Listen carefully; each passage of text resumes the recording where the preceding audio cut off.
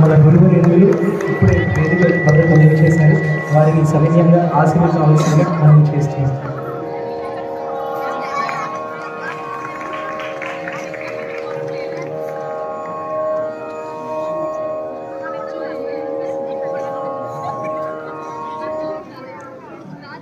నాన్నైనా తమ్ముడైనా అన్నైనా ఎవ్వరు ఇంకోటికి పుణ్యాన్ని పంచగలరా? ఎవరి పుణ్యం వాళ్ళే సంపాదించుకోవాలి.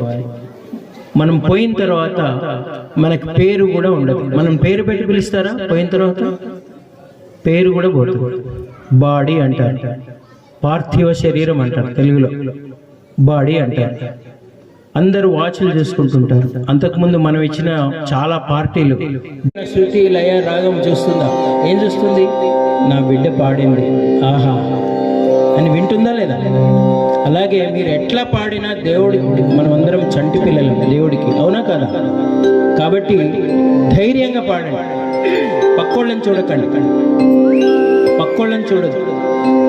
పక్కోళ్ళని చూస్తూనే బతుకుతుంటాం మనం ఎప్పుడు, వాళ్ళ కోసం వీళ్ళ కోసం, చుట్టాల కోసం వాళ్ళ కోసం వీళ్ళ కోసం.